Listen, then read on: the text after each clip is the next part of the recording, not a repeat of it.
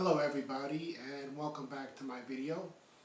I hope everyone is staying safe and sound in this pandemic, and I hope that everyone is ready to listen to another lesson.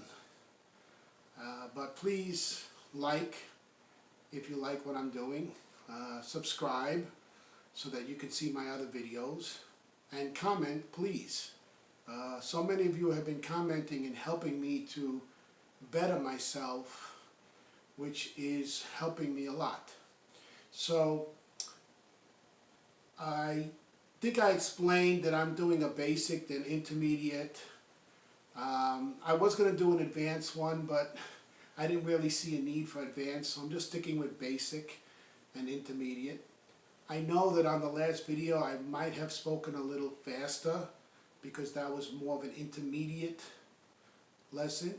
This one, however, is a basic lesson, so I will be speaking a little slower. So for the basic lesson, the first one we did was the middle rule, which you can see if you subscribe, which was about pronunciation. I'm not going to get into it, I'm just explaining what I did, because that was basically step one. Step two was about sentence structure. If you remember, I explained to you SVO is the sentence structure for English. Okay, so that's step two. Okay, so this is actually part of the step two. I noticed that some people were a bit confused about sentence structure. So this lesson actually is continuation of the sentence structure lesson. So if you can see, I have the video on the board and I'm going to read it off. A subject names the person, place, or thing the sentence is about. So remember, I told you that the subject is either the pronoun or the noun. So he, excuse me, he could be the pronoun, or Dave could be the noun. Now, a predicate tells what the subject is or does. Now, predicate basically means the verb and the object combined. Now, I have to let you know that sometimes in English, we don't need the object. We can omit the object. Okay? Some languages, they can omit the subject. Some languages can omit the object. However, none of the languages that I have encountered yet can omit the verb. They either have to have a subject-verb or verb-object. But they have to have always the verb. So, notice the hungry monkey, which is the entire subject. Okay, so the subject can be more than one word. Okay, the key word is the noun monkey. Everything before that kind of adds to the subject. So, which monkey was it? It was the hungry monkey. Okay. Climbed a fruit tree. That is the predicate. Now, climbed is actually the verb. What did the monkey climb? The hungry monkey climb? A fruit tree. So the fruit tree is the object. So when you put it together, you have subject on the one line and the predicate is on the two lines. Okay. Next one. Disneyland, which is a noun, which is the subject. The predicate is a favorite vacation spot. Is being the verb, and a favorite vacation spot being the object. So that's how it works out. Okay. So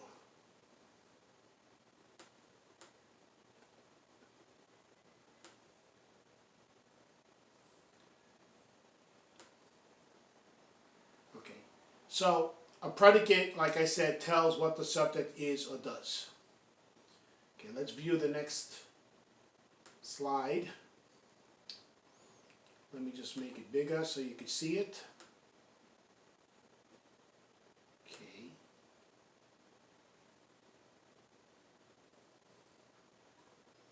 Okay, so this is an example of, okay, so these are examples of sentences. So here you have the whole team cheered for their coach. So the first thing you'd have to do in this sentence is find the subject. Now remember, the subject is in the beginning. The middle is, the verb is in the middle, and the object is always near the end. So here's a secret. Remember, I named this channel Tricks or Tips, ESL Tips. Look for the verb. The verb is the boss. Remember when I did the middle rule and I explained pronunciation, the middle rule, the middle is very important. It's the same thing in a sentence. In a sentence, the middle is the most important, which means the verb. So, cheered is the verb.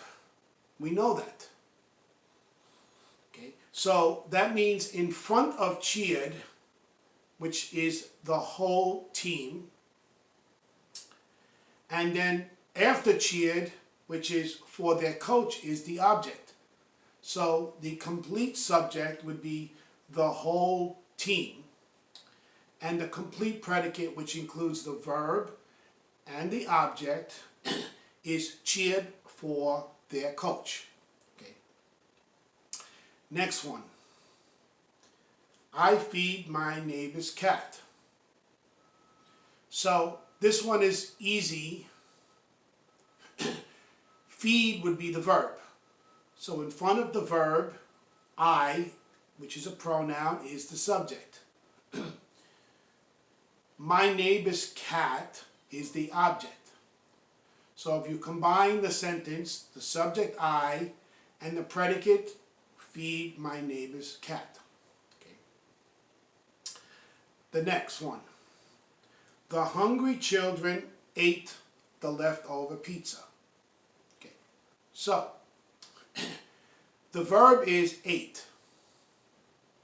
Okay. When you go along, you'll figure out which ones are the verbs, because verbs usually show action. So that means that children, or the hungry children, is the subject. The leftover pizza is the object. Now, what I need you to understand with this sentence is we could just say the hungry children ate. That's it. In this sentence, we don't have to have an object because ate is in the past tense. So we don't always have to have an object, especially when you're doing past tense. Okay. Next one. Sally mowed the lawn after school. So mowed is the verb. Notice that you could see a clue. Sometimes with ed, it becomes the verb. So that means that Sally is the subject, mowed is the verb, and the lawn after school is the object. Okay. Let me do one more. Carlos receives his allowance every Friday. So receives is the verb. Remember. So before the verb comes the subject, which is Carlos. Receives is a verb. So his allowance every Friday becomes the object. Okay. So on the bottom, okay, I want you to practice on your own and see. So they want you to write a sentence about your favorite animal. So make sure you put the subject first, and then make sure you put the object last. Okay, now, the animal can be in the subject or the object. Either way. So for example, I could say the bird, which is the subject, looks is the verb, and the object likes like Dave. Now, I can switch that around and say Dave, which is the subject, looks, which is a verb, like a bird. Notice how I switched the object and the subject. You can do that because it's a noun or a pronoun. If it wasn't a noun or a pronoun, you could not do that. So what I want everyone to do is to practice making sentences. Now, you don't have to make a big sentence. You could make a small sentence. Okay? One of the easiest verbs to use is for one item or are for two items. Okay? So, for example, Dave, as everyone knows, that's my assistant, is, that's the verb, a bird. That's it. Now, I want to make it plural. I could say they are birds. So you see, I don't have to have a long sentence. I can have a short sentence. Short sentences are okay. When you're basic, you just have to know subject, verb, object. As long as you have that in the correct order, your sentence will be fine. Even if the sentence is small, it's okay. So I hope that this helps, because I had some people contact me and they were more intrigued or interested in about subject, verb, object and how it worked. I know we did some examples, but here I wanted to do actual sentences that are on the paper to give you the examples instead of just writing my own example. And you could do this with any sentence. So if I were to say Carlos receives, subject and verb, where is the object? It's not there. So it's not a complete sentence. So if the O is not there, most of the time it's not a complete sentence. Or if I said receives his allowance every Friday. Who?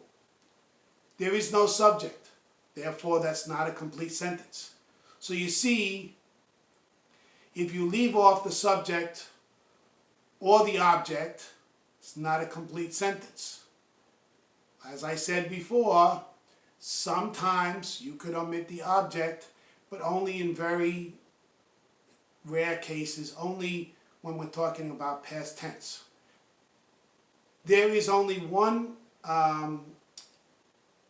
way of omitting the subject in English, and I'm not going to get into that because that's a more of a higher level with what we call imperatives, so I really don't want to get into that too much. But you can never omit the verb. Anytime the verb is not there, it's not a sentence. Okay. I thank you very much. I thank everyone that has been watching my videos and has been subscribing. I also thank you for the comments. Hopefully the lamp that I bought, the light here is better. And please continue to subscribe and continue to like and comment. I thank you and stay safe.